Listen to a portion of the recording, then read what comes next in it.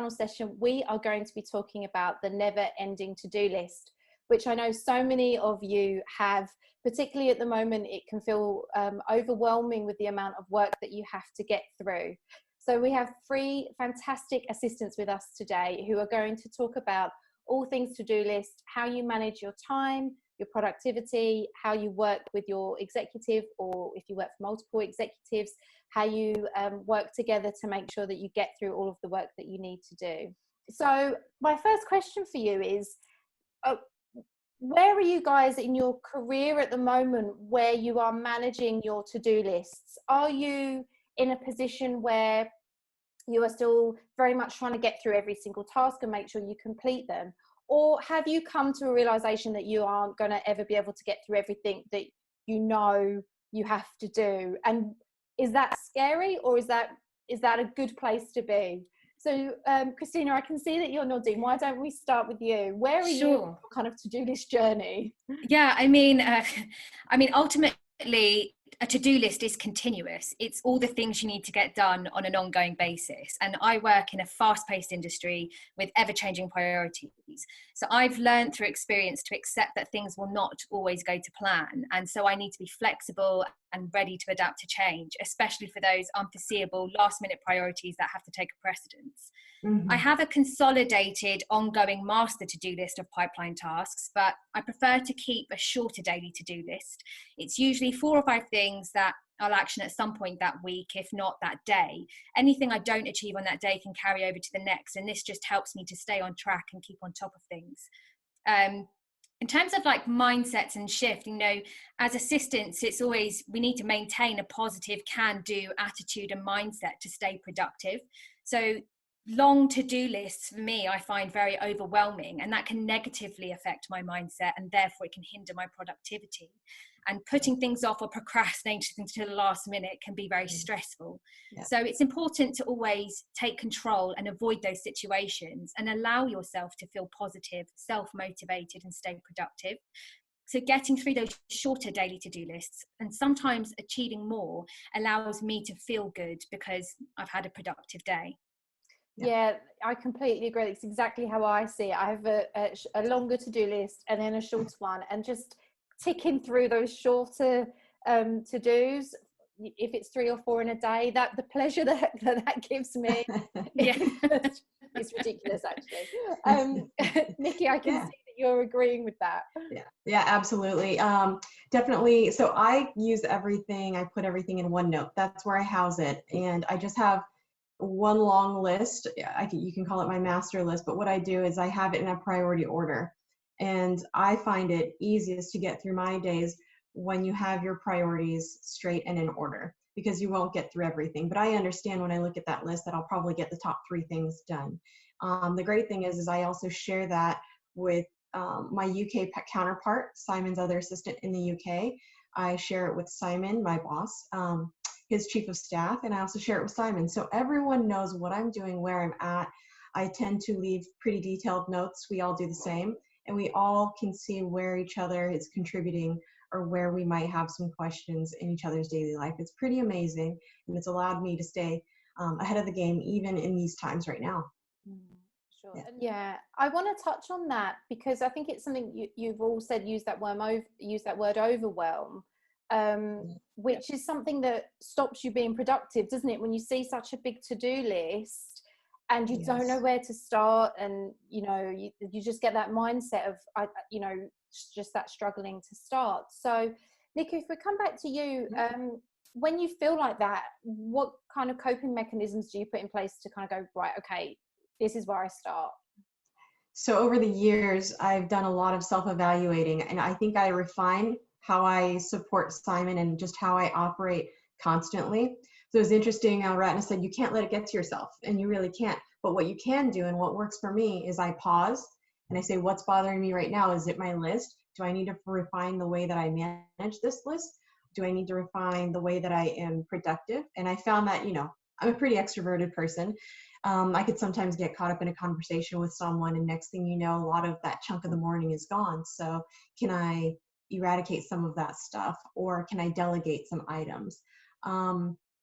just learning how to refine my methods and taking that pause to slow down has made the world of a difference. I used to use a notebook for everything, and now I think I'm almost completely paper free. In this new world, because you're using Zoom a lot, I used to just go in, talk to my boss, have my laptop and type, but it's harder to type as we're talking online. So that's the only time I actually have things written in a notebook now, which I immediately transfer over to OneNote. And again, I go and you can drag and drop and I just prioritize that way. So I think that, of course, was definitely the hardest thing, was mentally being a little bit more stable, especially during COVID. You know, it was really hard. I think Simon and I went almost 10 days once without really talking a lot, you know, the chats on Teams. And I told him, you know, we really need to connect a bit more because we're not in the office anymore. So I cannot have the ad hoc conversation with you on priorities, because that helps me prioritize my list. That brings stress levels down. And I think he went a bit overboard. We started speaking 3 times a week, and I said, okay. Of course. I mean, for me, feeling overwhelmed can be quite a natural thing. So it's something I've grown to become quite accustomed to over the years I've worked in this role. And actually feeling overwhelmed is usually the point at which I start to lose control of my positive mindset. And that's what I've really begun to recognize. So at this point, it's inevitably hard to focus, and I just won't get the things done that I need to get done in a timely manner. For me, if I have short time, I'll do simple breathing exercises. So eyes closed, 3-second inhale, 3-second exhale.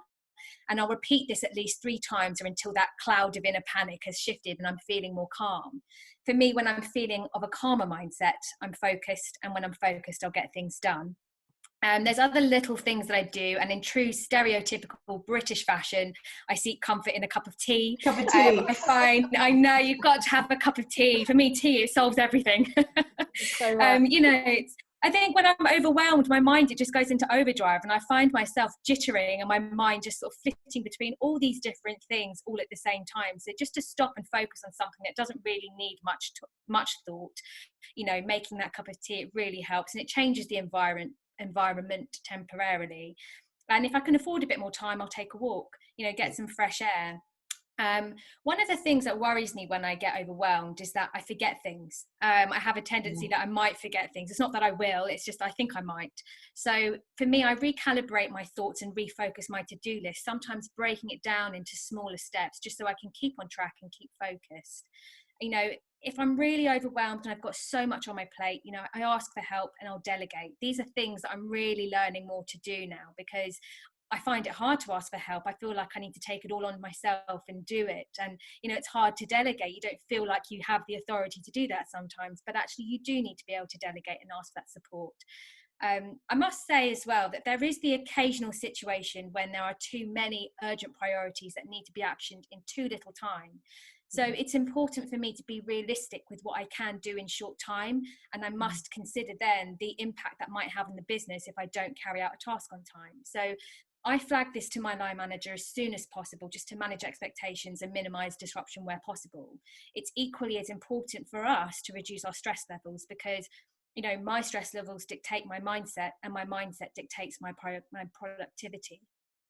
You know, an executive assistant, we are not just supposed to give productivity at the end of the day.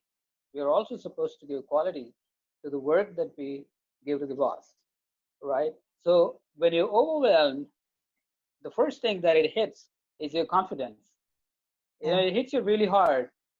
And if your confidence is hit, your quality of the job gets for a toss, and you won't be able to deliver what is expected out of you.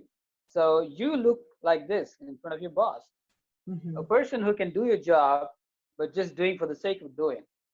And it doesn't add a quality edge to the job. So if you feel overwhelming, I agree with Christina, because I do what she said.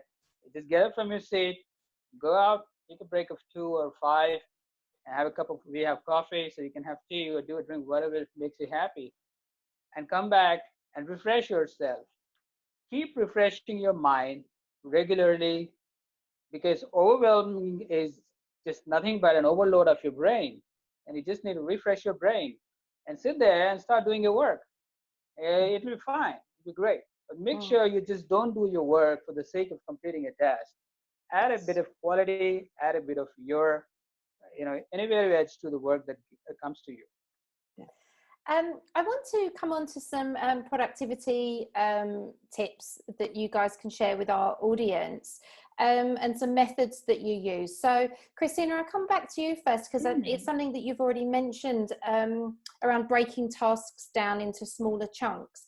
Can you talk us through how you do that, and maybe give us an example of one particular task that a lot of assistants might be familiar with, and how you would break that down into smaller chunks? Sure. I mean, I don't particularly have a singular method, because I find for me that different tasks may need a different strategy. So I prefer to say that I have a particular working style that allows me to be flexible and adaptable to change. For me, I like to have a lot of structure and implement systems or create systems where possible, so I can take some control to effectively manage my time and manage multiple workflows to stay on top of things. One of the things that I do in line with that systems and structure is scheduling tasks within the context of time. So date-based task systems, setting deadlines, which enables me to then focus my priorities for the day and in future. This then essentially gives me structure in the moment, but also structure to plan ahead. A lot of my workload, actually similar to what Nikki was saying before, is that, a lot of my workload is picked up via email. So I have a very strict inbox system where I also color code and prioritize using those red flags. And I can filter my inbox by priority or by color coded category, and then convert these into various tasks. And I take a similar approach with my diary management as well, particularly for my executives, that I can keep on top of things. So in a way, my inbox and my diary are also two separate to-do lists. They just, there are things I can look at. It's a visual thing, and I know where I'm at with it and know what I need to do. I don't think there's any particular right or wrong method. And as we've all touched upon before, it's good to experiment to find the ideal workflow that works best for you. Ultimately, the goal is to get stuff done. So it might take a little time if you have a new workflow, if you're trying something new, to get that into motion. But what you should find is that it becomes increasingly effortless over time. And if that method becomes too time consuming or more effort, then it's not the right productive method for you. For me, if I had to pick one particular task, if it's a big task, then I consider it more project management, and I have that on a different list. And it's something that I like to think things through. So I will think things through right from the beginning, all the different stages of what I need to achieve. Essentially, I have a timeline, and I take that off, as smaller action points to do over a period of time. So I make sure that I'm getting things done and on time. I wanted to start with giving a tip to assistants who maybe perhaps just started their career or maybe on the way. The best tip to understand how, the mechanism of prioritization of tasks is you observe your executive, because every executive is different, and you will notice your previous work, your previous job, wherever you are, he would be prioritizing a different department or a function, which is not the same as your current executive.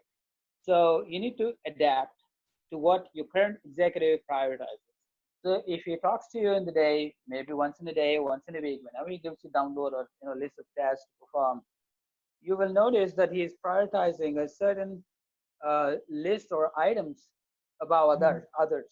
You might not feel in your judgment that they are important, but for him, they are damn important. So you better get to it, and his priority should be your priority. His or her priority should be your priority, because that's how you level yourself to the expectation. If you don't do that, and you have a prioritization of your own order, or you stick to something that somebody tells you who is not your executive, then there's a good chance you will slip from the expectation that your boss has from you. Now, coming to the question, the way we prioritize, meaning me, the way we prioritize is I have a sensitivity of time. So in mathematics, you have two coordinates in a two-dimensional language, which is x and y. So if you have prioritization of tasks, you should also have subsequently a sensitivity of time, because some high priority tasks might have low sensitivity, and some low tasks, low priority, will have high sensitivity of time. I'll give you an example. Your boss tells to hand over a book to his son or daughter. because she's going somewhere. At the same time, you have a report, sales report to publish, but you can do that by the end of the day. But you have to hand over the book right now. It's a low priority task, but it's high sensitivity of time. So you need to balance between both of these worlds and understand which comes across a period of time. So if you don't figure it out at the first go, it's okay, it's fine. That's not a problem. So we all learn. This is how we learn, and this is how people learn. So it's all fine. It's okay. But apply your mind to it and observe things and understand where your boss is coming from. Where is he focusing? What is she or he is looking at, and apply yourself to it. It is very important that you align yourself to your boss while you prioritize your tasks. Absolutely. I want to finish by saying this, that always keep business tasks of business automatically at a higher task and a higher priority, because things that impact P&L, profit and loss of the company, or I'll give an example like a marketing report or some update from the market about a product, or a serious escalation of customers. Like recently we have TikTok ban in India, and probably it's going to happen in the US. So if you're working for TikTok, and you should be aware of the news before everybody else talk about it, and you need to go and let him know about it. It's important, right? Because it impacts your P&L. And maybe you can use the time, the one day, you can use the day for meetings and prepare yourself for an answer. And if you're not prepared, you waste a day, and it could impact $4 billion. That's a lot of money. So I think the biggest tool for me is I start my day, and I go into every day like this, is thinking big picture. I don't go in and just start reading emails. I think really big picture, the things that need to get done. And part of that is looking at my boss's day. If I think he might get a hold of me within the hour, then I know what I need to focus on. So a lot of it is complementing his style, to Ratna's point, making sure that I'm always staying agile during my day, but also checking off those things that, are the small things that you avoid. Everyone has them. If I haven't done expenses in over a week, I go, gosh, all right, nobody loves doing these. Let's just get it done and bite the bullet. Next thing you know, it doesn't take much time at all. After a while, you have a method and you're done. So staying big picture is very key and very important for me. When I started using OneNote, so the second item for me is not just focusing on the urgent items, but the important items. So when I started using OneNote, Simon and I got really excited. He's an engineer by heart, so he kind of nerds out on technology, and I enjoy it too. I'd put things on there, and he'd delete them in real time, and he was having fun ticking it off. And then the next day he wasn't so good, and the next day he wasn't as good as that the day before. So I said, why are we not working as in sync as we were, day one that we started using this? And that's when he told me, Nikki, I noticed that it's efficient, but it was too efficient. We were getting the urgent things done, but not the important things. And then I had a complete mind shift, and okay, I need to go in every day and realize what is really important in the grand scheme of things, because the day-to-day important things will always be there. A part of that is looking ahead, which brings me to my third point, is that yes, the day-to-day is important, big picture is important, but nothing is more important than the things that are to come, and making sure that you're well prepared. It goes back to the days of when we were called here in the United States secretaries, but a lot of secretaries kept what they called tickler files. Those tickler files had a really good purpose. You knew on 25th July what was going to be an important item of the day, and you had it in a physical file. Well, now it's sort of the same idea. I just house it differently, and I use technology differently.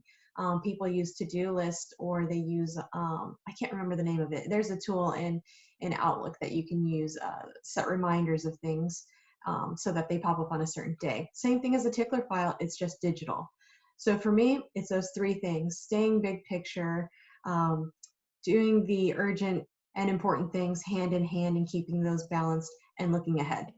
I've got 2 more questions before we bring the session to a close, and I want to turn to what's happening in the world at the moment. So my first question for you is, how have you found working during lockdown? I know it's when I had an event at the beginning of lockdown, and the questions and the conversations we were having were so heightened at that time. I think we've all kind of started to adjust to what's happening now. It's been a few months, but I wanted to ask you, how have you found it? So Ratna, if we come to you first, because I know obviously working in the travel sector, it's been very hard hit. So how have you found it, and how have you found managing and working with your executive and the team that you have? The news meteors struck the earth and the dinosaurs got extinct. That was my first expression when I heard the news. It's all coming down, and it was not great because you hear country after country shutting down, and the airlines are not working anymore, and hotels are shutting down as well at the same time. And that's where we make most of the revenue. So if a company's revenue is hit and it's not making anything for the last few months, and it's going to impact you big deal, And but the best thing about lockdown, the time during lockdown, is I'm not free at all. I used to give about 10 hours to the office, 12 hours to the office, and then we also work at home. In India, you cannot, you don't have the privilege of saying I'm going to work only for 9 hours, so you're hired for 9 hours.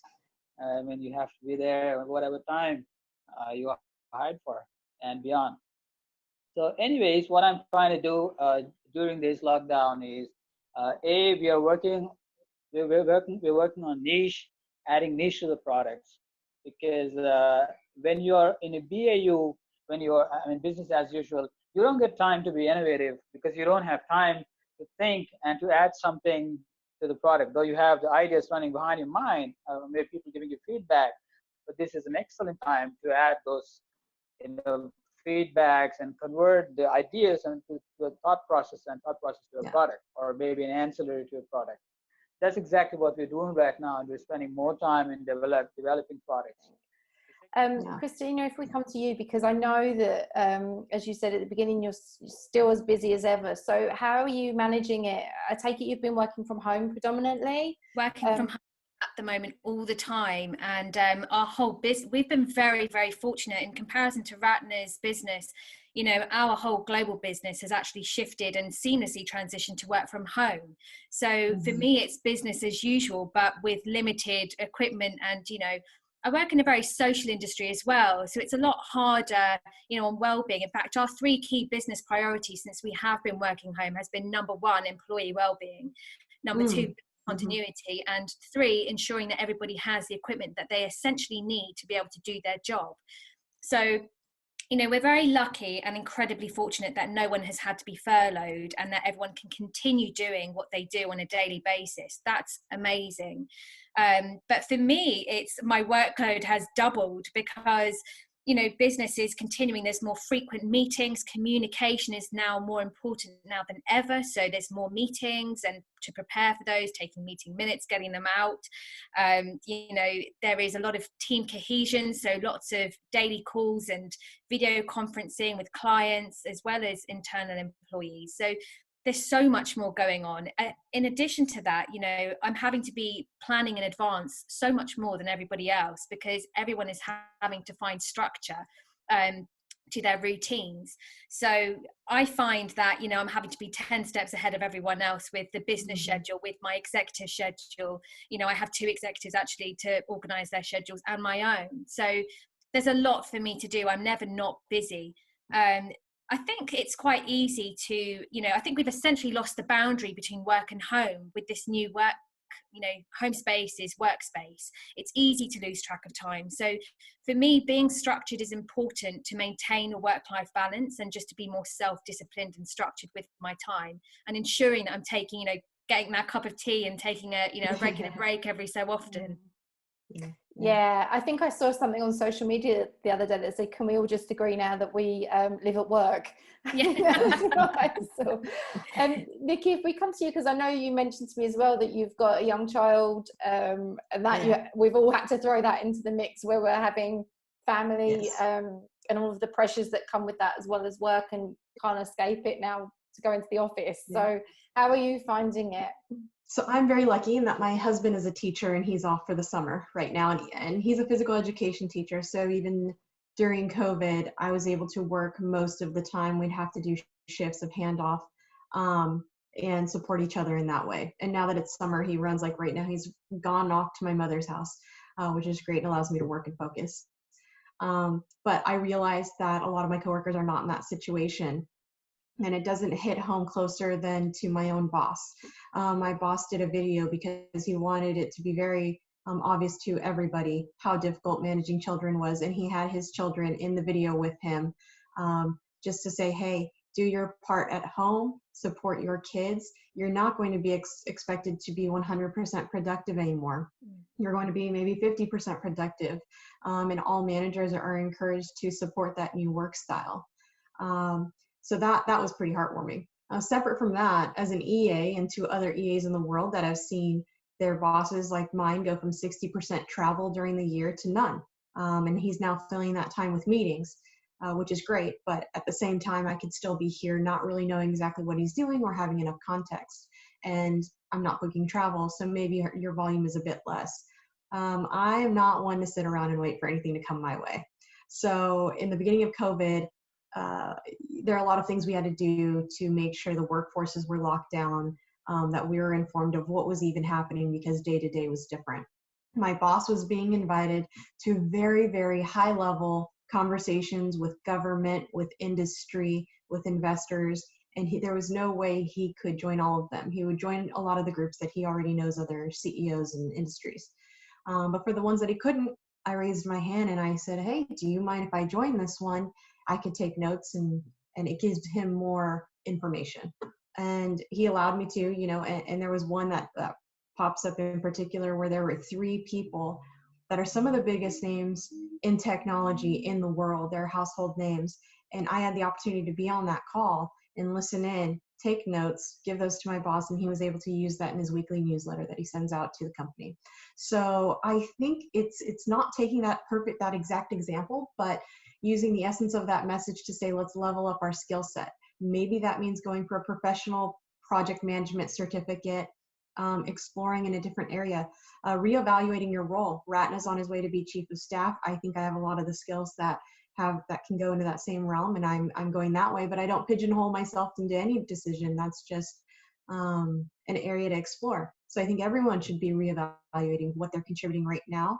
Yeah, now I just want to finish on that point as well, because as much as there are going to be assistants who have a whole load of work to do and they're never busier than they are right now, there are, as we've touched on, assistants that are going to struggle to stay visible and I think have those natural touch points that they would have had with their executive where they were able to be much more proactive and pick up work. I know there are assistants that are struggling to know how to navigate what we're going through at the moment. So if we can just finish up, I think you made some wonderful suggestions there, Nikki. Is there anything you would like to add, Christina, for those that are struggling? I totally agree with Nikki's points, and I think again it's an opportunity to upskill and learn new skills, do some online training courses and really develop and improve. I've also been doing a lot of networking as well, internally, externally. It's been fantastic. And now more than ever, our access to international colleagues is so much more easier by video conferencing. So, EAs, my peers in our US companies, I've been connecting with very frequently and building more relationships, which is beneficial to my executive because it builds those executives for him as well. I also think being self-reflective and thinking about your career development is a great opportunity for that too. It's also a great opportunity for housekeeping, looking at the workflows you currently have and improving those. Is your inbox management needing a bit more updating? Is it catching up on that? Creating useful resources for your company, particularly now as well, where we are in this world where there's socio-cultural matters like diversity. It's an opportunity to self-educate and bring yourself up to speed because it is becoming quite a core practice that businesses need to be able to understand. Well, on that note, I could talk to you guys all day, but I know it's getting late where some of you are and your day's just starting. So thank you so much for taking the time to talk to us today. We've covered so many topics that I know that so many assistants watching will find useful. So thank you so much.